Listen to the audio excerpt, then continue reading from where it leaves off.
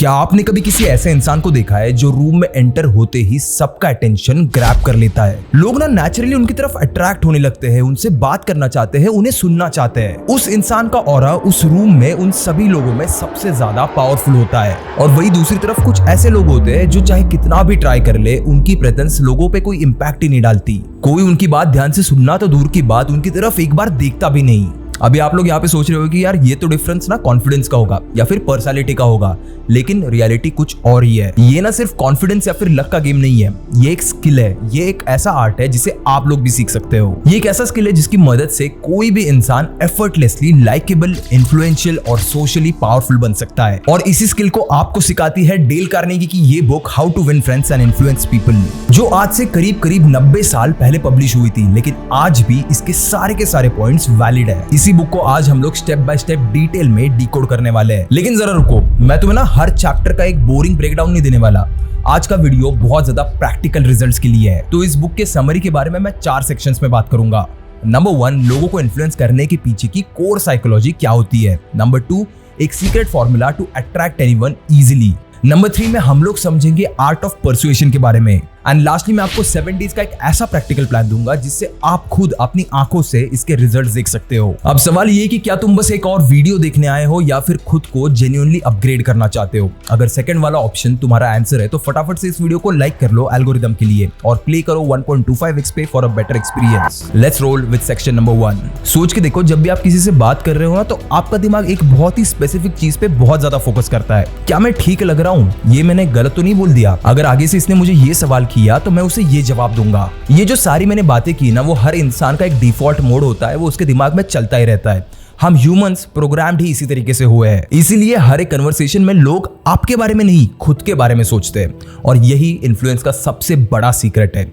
अगर आप चाहते हो कि लोग आपसे कनेक्टेड फील करें तो उनको बस उन्हीं के बारे में बात करने दो, उन्हें इंपॉर्टेंट फील करने दो। और इसे ना मैं आपको कुछ फैक्ट्स के साथ भी बताना चाहता हूं। हार्वर्ड के डिपार्टमेंट ऑफ साइकोलॉजी की रिसर्च कहती है कि 60% कन्वर्सेशंस सिर्फ और सिर्फ सेल्फ टॉक की होती है। मतलब लोग जब भी आपसे कुछ भी बात करते हैं तो वो बस अपनी लाइफ, अपने प्रॉब्लम्स और अपने अचीवमेंट्स के बारे में बात करना पसंद करते हैं। और जब भी आप किसी की भी बात जेन्युइनली सुनते हो तो उनका सबकॉन्शियस माइंड उनको ये सिग्नल देता है कि ये इंसान मेरी बात समझता है, मुझे इंपॉर्टेंस देता है, मुझे टाइम देता है। और आप यकीन नहीं करोगे, बस लोगों की बात सुनने से ही आपका लाइकेबिलिटी इंडेक्स बहुत ज्यादा बढ़ जाता है। इसका मतलब जितना कम आप अपने बारे में बात करोगे और जितना ज्यादा दूसरे लोगों से उनकी लाइफ के बारे में पूछोगे, उतना ही ज्यादा लोग आपकी तरफ अट्रैक्ट होंगे।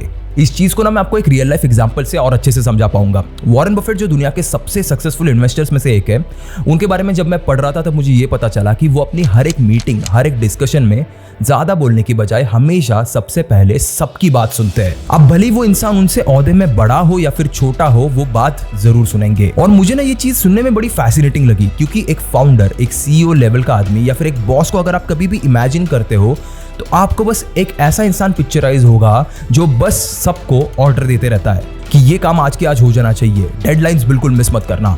लेकिन वॉरेन बफेट तो इसके एग्जैक्टली ऑपोजिट है। वो सिर्फ दूसरे लोगों से क्वेश्चंस पूछते हैं, उन्हें समझने की कोशिश करते हैं और फिर ही अपना वर्डिक्ट देते हैं। और इसी वजह से ना लोग नेचुरली उनकी बहुत ज्यादा रिस्पेक्ट करते हैं। और यही कोर साइकोलॉजी का सबसे पहला रूल है, always always always listen to others. उसके बाद आता है rule number 2, the power of a genuine smile. Science ने इस चीज को बहुत बार प्रूव कर चुका है कि जब भी आपको कोई देखता है तो उसके दिमाग में आपके बारे में पहला जो इंप्रेशन है वो सिर्फ और सिर्फ 7 सेकंड में ही बन जाता है।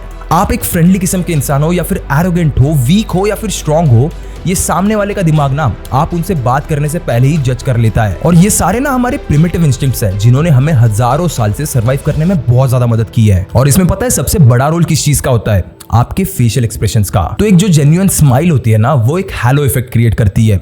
मतलब जब आप स्माइल करते हो तो लोग ऑटोमेटिकली आपको फ्रेंडलियर, मोर कॉन्फिडेंट, मोर ट्रस्टवर्दी समझने लगते हैं। ये ना काइंड ऑफ एक इवोल्यूशनरी ट्रिगर है, क्योंकि स्माइल नॉन वर्बली ये सिग्नल करता है कि आप एक सेफ, पॉजिटिव एनर्जी वाले इंसान हो। एक रिसर्च हुई थी जिसमें लोगों को ना 2 अलग अलग प्रोफाइल पिक्चर्स दिखाए गए थे। एक इंसान बहुत ज्यादा सीरियस फेस के साथ था और वही दूसरा इंसान थोड़ा सा स्माइल करते हुए था। और जब लोगों को पूछा गया कि इनमें सबसे ज्यादा फ्रेंडली आपको कौन लगता है, सबसे ज्यादा कनेक्शन आपका किसके साथ अच्छा बैठ सकता है, तो 90% लोगों ने स्माइलिंग फेस वाले इंसान को ट्रस्टवर्दी और लाइकेबल रेट किया। चलो आपके साथ भी एक छोटा सा टेस्ट करके देखते हैं। मैं एक ही इंसान के दो अलग अलग एक्सप्रेशंस के साथ फोटो आपको दिखाऊंगा। तो विराट कोहली की ये दोनों फोटोज देखो। एक तरफ ना सेम ही इंसान बहुत ज्यादा गुस्से वाला लग रहा होगा, जिससे आप शायद बात करने से पहले भी 10 बार सोचोगे, और वहीं पे दूसरे पिक्चर में वही इंसान बहुत ज्यादा ट्रस्टवर्दी और लाइकेबल लग रहा है। अब मुझे आप लोग ही बताओ कि विराट कोहली के कौन से मूड में आप उनसे अच्छे से कनेक्ट कर पाओगे। अब अगर मैं आपसे कहूंगा कि मैं आपको 5 मिनट दूंगा विराट कोहली से बात करने के लिए, तो आप उनका कौन सा मूड प्रेफर करोगे। उसके बाद आता है rule number 3, the magic of names. अगर कोई भी आपको डायरेक्टली आपके नाम से बुलाता है ना, तो जरा नोटिस करना, आप ऑटोमेटिकली उनको थोड़ा सा ज्यादा पसंद करने लगते हो। अब ऐसा क्यों होता है? क्योंकि हमारे ब्रेन को अपना नाम सुनना सबसे ज्यादा रिवॉर्डिंग लगता है, क्योंकि किसी का भी नाम उसके लिए सबसे ज्यादा पर्सनल फीलिंग होती है। बहुत सारी न्यूरोसाइंस स्टडीज है जो ये प्रूव करती है कि जब भी कोई इंसान आपका नाम लेता है, तो आपके ब्रेन का इमोशनल सेंटर, जिसे अमिगडाला भी बोलते हैं, वो एक्टिवेट हो जाता है। अब इसका ना साफ साफ मतलब यही निकल के आता है कि लोग अपने नाम के साथ इमोशनल अटैचमेंट रखते हैं, और जो भी इंसान उनका नाम प्रॉपरली यूज करता है वो उसके साथ और भी ज्यादा कनेक्टेड फील करता है। आप चाहो तो शाहरुख खान या फिर हमारे प्राइम मिनिस्टर नरेंद्र मोदी को ही देख लो। ये लोग हमेशा लोगों के नाम याद रखने और उन्हें डायरेक्टली उनके नाम से बुलाने के लिए बहुत ज्यादा फेमस है। ये ना उस आर्ट को मास्टर कर चुके हैं, और इसी वजह से लोग उन्हें इंस्टेंटली करिज्मेटिक और इन्फ्लुएंशियल मानने लग जाते हैं। और यहाँ पे ना मैं आपको एक प्रो टिप देना चाहता हूँ। अगर आप चाहते हो कि लोग आपको पसंद करें, तो उनका नाम फ्रीक्वेंटली और नेचुरली कन्वर्सेशन में यूज करना शुरू कर दो। जैसे, अरे आकाश, और बता क्या चल रहा है, या फिर रमेश दादा, क्या कहूँ यार आपके बारे में, चाय बहुत ही ज्यादा प्यारी बनाते हो आप। ये ना एक सिंपल लेकिन बहुत ज्यादा पावरफुल साइकोलॉजिकल ट्रिक है जो आपका इन्फ्लुएंस बढ़ाने में बहुत काम आएगी। अब ये सारी तो हुई एकदम कोर साइकोलॉजी वाली बातें, जो किसी भी टाइप के इन्फ्लुएंस का एक फाउंडेशन बनती है। अब आपको मैं बताने वाला हूँ एक ऐसा सीक्रेट फॉर्मूला जिसे आप यूज करके इंस्टेंटली लोगों का दिल जीत सकते हो। तो बढ़ते हैं सेक्शन नंबर 2 पे, the secret formula to win people instantly. इस फॉर्मूला को कहा जाता है ICE, जिसका यूज करके आप एकदम इंस्टेंटली किसी को भी अट्रैक्ट कर पाओगे। अब इसमें I स्टैंड्स फॉर इंटरेस्ट। ज्यादातर लोग ना ये समझते हैं कि किसी को भी इन्फ्लुएंस करने का मतलब ये होता है कि हम वहां पे ज्यादा बोले, अपनी अचीवमेंट्स दिखाए उनको, या फिर कुछ ऐसा कह दे जो सामने वाले को बहुत ज्यादा इंप्रेस कर दे। अब आपका ना यहाँ पे ऐसा सोचना एकदम गलत भी नहीं है, क्योंकि हमें ज्यादातर मूवीज में बचपन से यही दिखाया गया है, वो हीरो इफेक्ट क्रिएट करने के लिए, कि हीरो ने कोई तो बहुत ही ज्यादा तगड़ा डायलॉग बोल दिया और लोग उठ के ताली बजाने लग गए। बट रियल लाइफ में रियलिटी बिल्कुल अपोजिट होती है। मूवीज और रियल लाइफ में एकदम जमीन आसमान का डिफरेंस निकल के आता है। रियल लाइफ में ना जितना कम आप अपने खुद के बारे में बात करोगे और जितना ज्यादा दूसरे लोगों की सुनोगे, उतना ही ज्यादा लोग आपको पसंद करने लगेंगे। अब इसे करने के ना कुछ एकदम सिंपल एक्शन स्टेप्स मैं आपको बताता हूँ। अगली बार जब भी आप किसी से भी मिलोगे, तो मेन कैरेक्टर मोड से बाहर निकलो और साइड कैरेक्टर मोड पे एकदम शिफ्ट हो जाओ। आपके सवाल और आपकी बातें सामने वाले के लाइफ के बारे में होनी चाहिए, ना कि खुद के। जैसे, आप क्या करते हो? अच्छा, तो आपका दिन यूजुअली कैसे होता है? उसका शेड्यूल क्या है?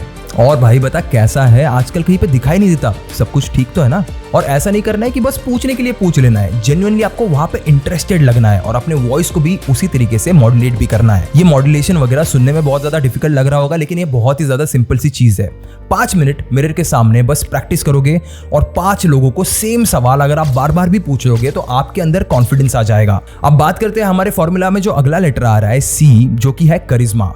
क्या आपने कभी इस चीज को नोटिस किया है कि कुछ लोगों से ना मिलके ही आपको एक अलग ही वाइब फील होती है, थोड़ा सा अच्छा सा लगता है। अब ऐसा क्यों होता है? इसका आंसर है मिररिंग इफेक्ट। जो भी इंसान आपकी बॉडी लैंग्वेज, टोन, एनर्जी या फिर इमोशंस मैच करता है, उससे आप इंस्टेंटली बहुत ज्यादा कनेक्टेड फील करते हो। ये ना हमारा एक नेचुरल साइकोलॉजिकल रिस्पॉन्स है। हम ह्यूमंस हमेशा मिमिक या फिर मिरर करते हैं। भीड़ में अगर गाना बज रहा है और 10 लोग उस गाने पे नाचने लग गए ना हमारे सामने, तो हम भी बस थोड़ी देर में वहां पे खड़े रहते रहते वाइब करना शुरू कर देंगे। एक रिसर्च कहती है कि जब भी लोग एक दूसरे की बॉडी लैंग्वेज और टोन मैच करते हैं, तो उनका सबकॉन्शियस माइंड जो है ना, वो ये सिग्नल देता है कि ये इंसान एकदम मेरे जैसा है, इसीलिए मैं इस पे ट्रस्ट और इसके साथ रिलेट जरूर कर सकता हूं। अब इस चीज को और अच्छे से प्रैक्टिस करने के लिए ना मैं आपको एक 3 सेकंड रूल बताता हूं। किसी भी कन्वर्सेशन में बस बीच में 3 सेकंड के लिए रुक के अपने आप को एडजस्ट कर लो इन 3 स्टेप्स के साथ। पहले स्टेप में उनका बॉडी लैंग्वेज नोटिस करो और उसे सटली मिरर करना शुरू करो। अगर वो एक रिलैक्स पोस्चर में है, तो आप भी खुद को वैसे ही सेट करो। सेकंड स्टेप में उनकी टोन और उनकी बात करने का स्पीड थोड़ा मैच करो। अगर वो एकदम सॉफ्टली बात कर रहे हैं ना, तो आप भी बिल्कुल वैसे ही रिस्पॉन्ड करो। चिल्ला के या फिर ओवर एक्साइट होके बात करने की कोई जरूरत नहीं है। उसके बाद स्टेप नंबर 3, उनके इमोशंस को रिफ्लेक्ट करो। अगर वो अपनी बात करते करते किसी चीज को लेके एकदम एक्साइटेड है, बहुत ज्यादा एकदम खुशी खुशी बात कर रहे हैं, तो आप भी एक्साइटमेंट दिखाने की कोशिश तो करो। आप यकीन नहीं करोगे, बस ये 3 सेकंड का एकदम छोटा सा एडजस्टमेंट आपके कन्वर्सेशंस में एक बहुत ज्यादा मेजर डिफरेंस क्रिएट कर सकता है। एंड लास्ट चीज फॉर्मूला में आता है ई, जो सबसे ज्यादा इंपॉर्टेंट चीज के लिए स्टैंड करता है, जो है ईगो। तो यार किसी भी कन्वर्सेशन में आखिर ये ईगो कैसे बीच में आ जाता है? तो सामने वाले ने अगर कुछ गलत कह दिया या फिर आपके थॉट्स उनसे मैच नहीं हुए तो उसे रॉन्ग प्रूव करने में लग जाना, ये हुआ ईगो। और 90% लोग बस यही गलती करते हैं, ईगो के चक्कर में ना वो रिएक्ट करने लग जाते हैं, वो कंप्लेन और क्रिटिसाइज करना शुरू कर देते हैं। डेल कार्नेगी ना इस बुक में एक बहुत ही ज्यादा प्यारी लाइन कहते हैं कि even the most hardened criminals think they are innocent, so why waste time blaming. यानी जब भी आप किसी को क्रिटिसाइज करते हो, उनकी गलतियां पॉइंट आउट करते हो, तो उनका सबसे पहला रिस्पॉन्स क्या होता है? खुद को डिफेंड करना, और अपनी गलती एक्सेप्ट करने की बजाय वो आपको इग्नोर करना शुरू कर देते हैं। मतलब आप चाहे वहां पे कितने भी सही क्यों ना हो, आपका पॉइंट वहां पे कितना भी ज्यादा वैलिड क्यों ना हो, लेकिन अगर क्रिटिसिज्म करने का तरीका गलत है तो सामने वाला कभी भी आपकी बात सुनने नहीं वाला। एक ना आपके सामने एक रियल लाइफ सिचुएशन रखता हूं। अगर एक बॉस हमेशा अपनी टीम की गलतियां निकालता रहता है बिना किसी अप्रिसिएशन के, तो एक टाइम के बाद उसकी टीम ना थोड़ी सी डिमोटिवेटेड फील करने लगेगी। वो बॉस को पीठ पीछे गाली देना शुरू करेंगे, उसके बारे में बिचिंग करना शुरू कर देंगे, और धीरे धीरे over the period of time वो काम में थोड़ा सा ढीले पड़ने लगेंगे।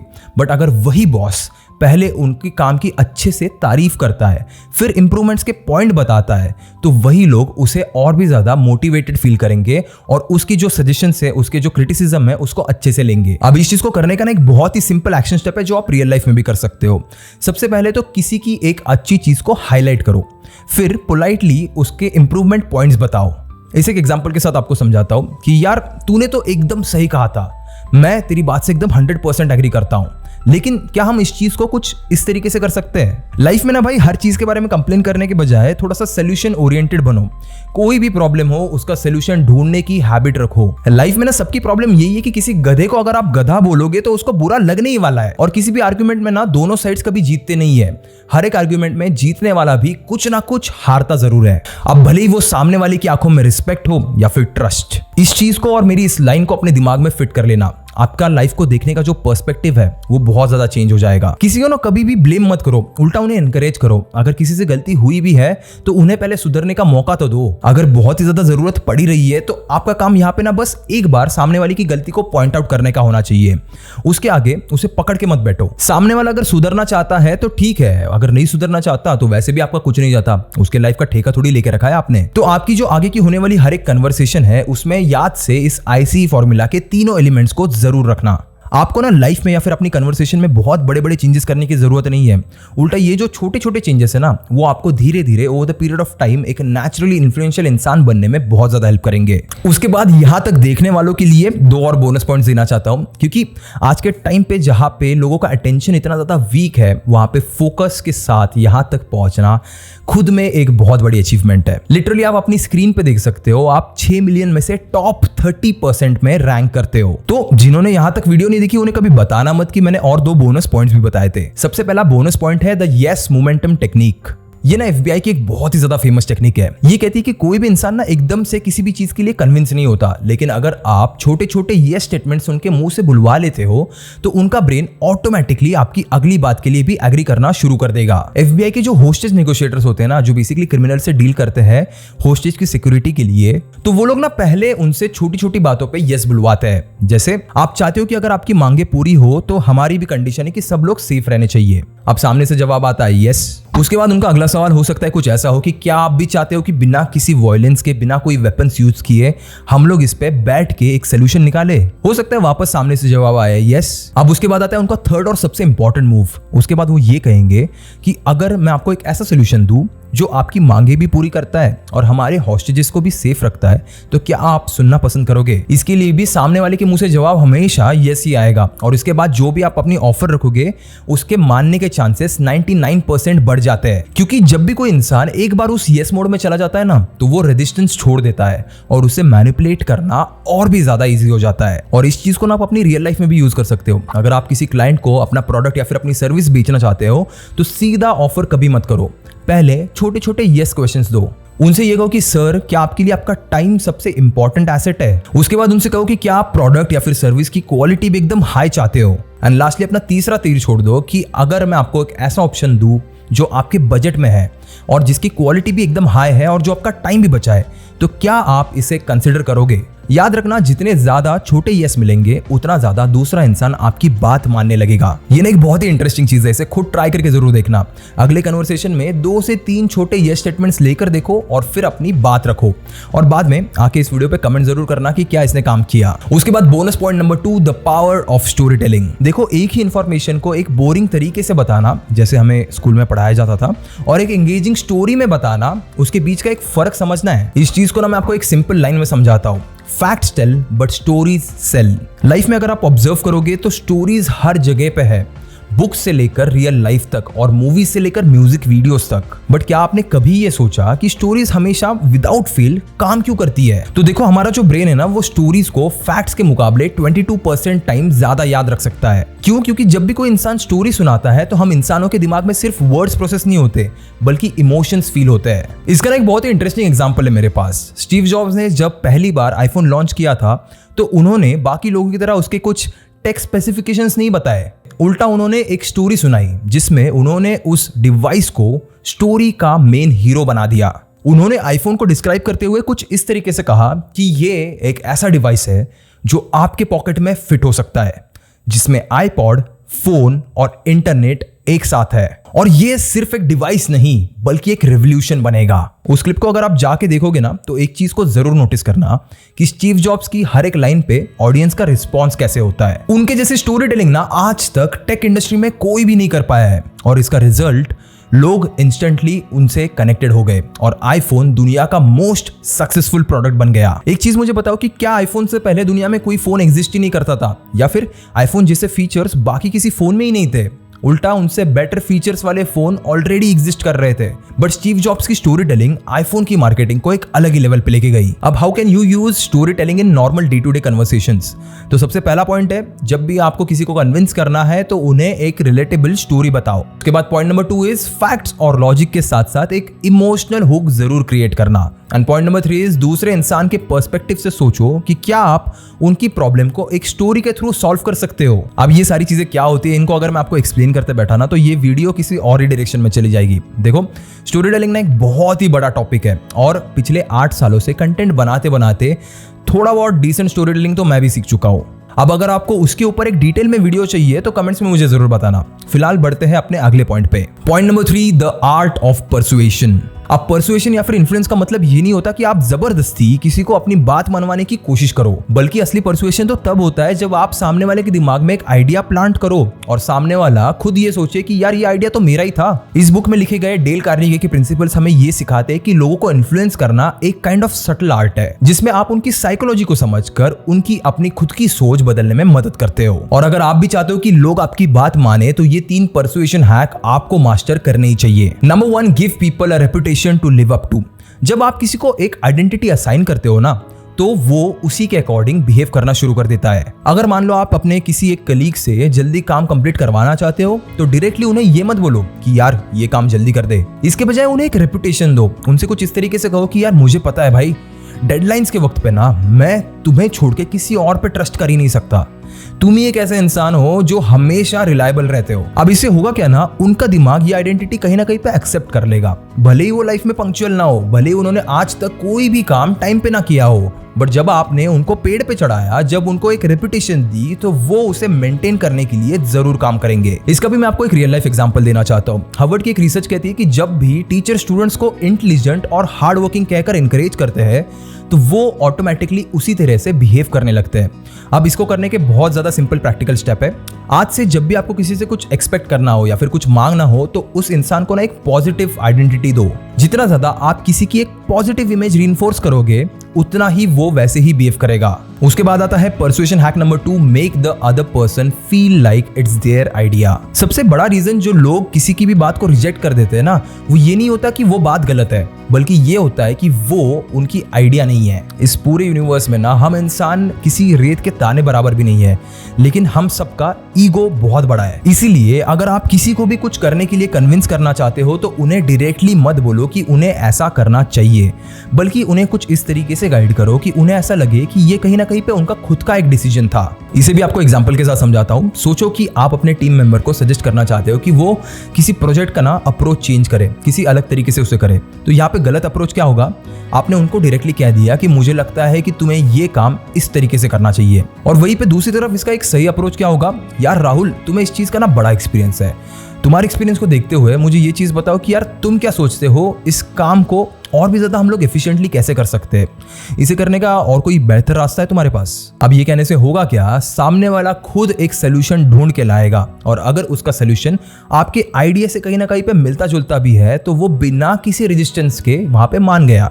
यानी यहाँ पे कोई हर्ट भी नहीं हुआ और दोनों पार्टीज भी खुश। अब इसके बाद आता है एक last persuasion hack which is the 1% criticism rule. सबसे बड़ा मिस्टेक जो लोग परसुएशन में करते हैं वो ये है कि वो सामने वाले का ना कहीं पे ईगो हर्ट कर देते हैं।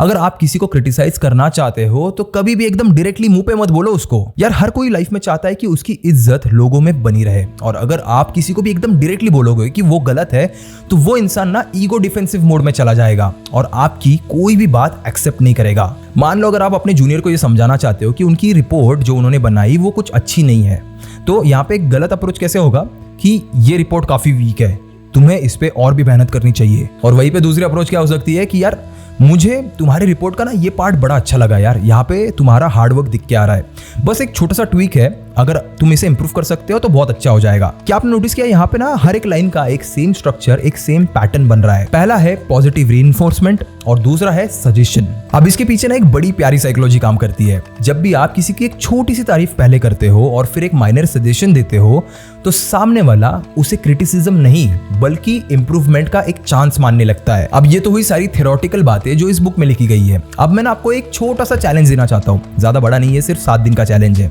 इसे ऐसा समझो कि ये आपके लिए एक प्रैक्टिकल एग्जाम है जो आपको रियल लाइफ सिचुएशन हैंडल करना सिखाएगी। तो यार इसे ना पर्सनली बैठ के मैंने आप लोगों के लिए डिजाइन किया है ताकि आप ये सिर्फ वीडियो देखने के लिए ना देखो, बट इससे कुछ ना कुछ आज सीखो और अपनी लाइफ में अप्लाई जरूर करो।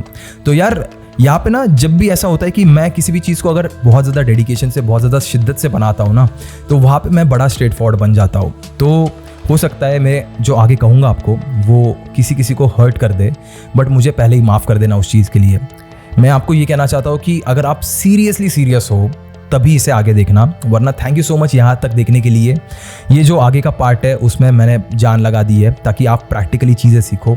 सो जितने भी सारे सीरियस लोग हैं बस वही लोग इसे आगे कंटिन्यू करें। Now with that let's start with section number 4, the practical challenge. अब देखो आज से ना अगले 7 दिनों तक आपको एक छोटा चैलेंज कंप्लीट करना है जो डेल कार्नेगी के ये बुक में लिखे गए प्रिंसिपल्स को रियल लाइफ में इंप्लीमेंट करेगा। इससे हुआ क्या, इस बुक में लिखी गई हर एक बात और जो भी मैंने बातें आपको अभी तक बताई है वो आप अपनी आदतों में लाओगे, और यही वो स्मॉल एक्शंस है जो आपकी सोशल स्किल्स को इंस्टेंटली लेवल अप करेंगे। तो शुरू करते हैं डे 1 के चैलेंज पे, जहाँ पे पहले दिन पे आपको बस 5 स्ट्रेंजर्स को देख के बस एक फ्रेंडली स्माइल देनी है। अब भले ही वो चाय वाला हो, जिम ट्रेनर हो, रिसेप्शनिस्ट हो या फिर कोई एक रैंडम इंसान ही क्यों ना हो। हमने इस वीडियो के स्टार्ट में ये समझा था कि सबसे पहला इंप्रेशन 7 सेकंड में ही बनता है और सबसे आसान और सबसे पावरफुल हैक है उसे इंप्लीमेंट करने का एक जेन्युइन स्माइल।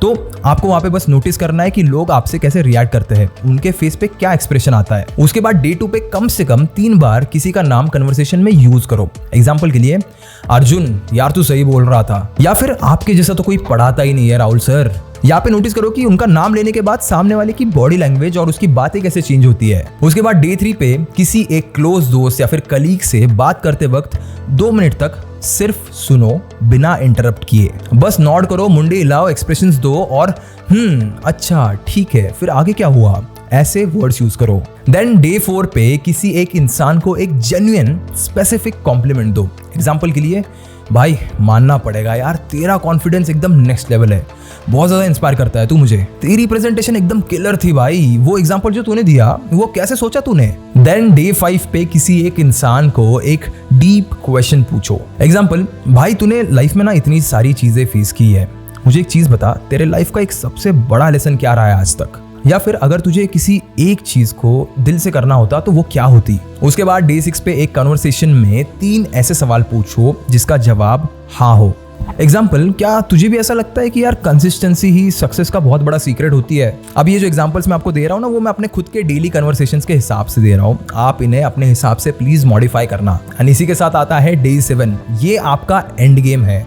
तो यहाँ पे सबसे डिफिकल्ट चीज आपसे मैं करवाऊंगा, किसी एक इंसान को इनडायरेक्टली गाइड करो ताकि वो खुद एक डिसीजन ले जो आपने उसके दिमाग में प्लांट करवाया हो। ये जो पूरा चैलेंज है ना, वो आपकी स्क्रीन पे अभी फ्लैश हो रहा होगा। पॉज करके इसका स्क्रीनशॉट जरूर ले लेना। और अगर आप बस ये 7 डेज चैलेंज भी सीरियसली फॉलो करोगे ना, तो आप देखोगे कि लोग आपकी तरफ ऑटोमेटिकली अट्रैक्ट होने लगेंगे। और जो भी इंसान डेडिकेटेडली इस चैलेंज को फॉलो करेगा ना, प्लीज एक बार वापस आके इस वीडियो पे कमेंट जरूर करना कि आपने अपनी लाइफ में इस चैलेंज को करने के बाद क्या क्या चेंजेस फील किए। तो यार, सोशल स्किल्स एक सुपर पावर है और डेल कार्नेगी की ये बुक जिसे हमने अभी डिकोड किया, how to win friends and influence people, ये बुक आपको वही सुपर पावर देती है। जरा इस चीज को सोच के देखो, आपने अभी एक ऐसा फॉर्मूला सीखा है जो दुनिया के सबसे इन्फ्लुएंशियल लोगों ने यूज किया है। जितने भी सक्सेसफुल लोग हैं, चाहे वो सीईओज हो, पॉलिटिशियंस हो या फिर टॉप इन्फ्लुएंसर्स ही क्यों ना हो, एक चीज उनमें बड़ी कॉमन होती है। लोग उनकी बात सुनते हैं, उनको रिस्पेक्ट देते हैं और उनकी प्रेजेंस बहुत ज्यादा पावरफुल होती है। लेकिन मैक्सिमम लोग तो इस चीज को बस लक समझते हैं, जबकि असली गेम साइकोलॉजी का होता है। बट भाई, सिर्फ सुनने से कुछ नहीं होगा। अगर आप इसको अप्लाई नहीं करते तो ये एक और बस अच्छा ज्ञान बन के आपके दिमाग में रह जाएगा, जो एक दिन का मोटिवेशन तो देगा, पर आप इसे जल्दी भूल जाओगे। तो आज के आज इसे इंप्लीमेंट करके अपनी लाइफ चेंज करो, कल से एक बेहतर इंसान बनो। बस यही था आज की वीडियो के लिए। आई होप आपको ये बुक समरीज पसंद आ रही होगी। अगली कौन सी बुक मुझे डिकोड करनी चाहिए वो मुझे कमेंट्स में जरूर बताना। तो बस यही था आज की वीडियो के लिए। मैं मिलूंगा आपको अगली वीडियो में। तब तक के लिए keep hustling, keep learning and as always keep inspiring.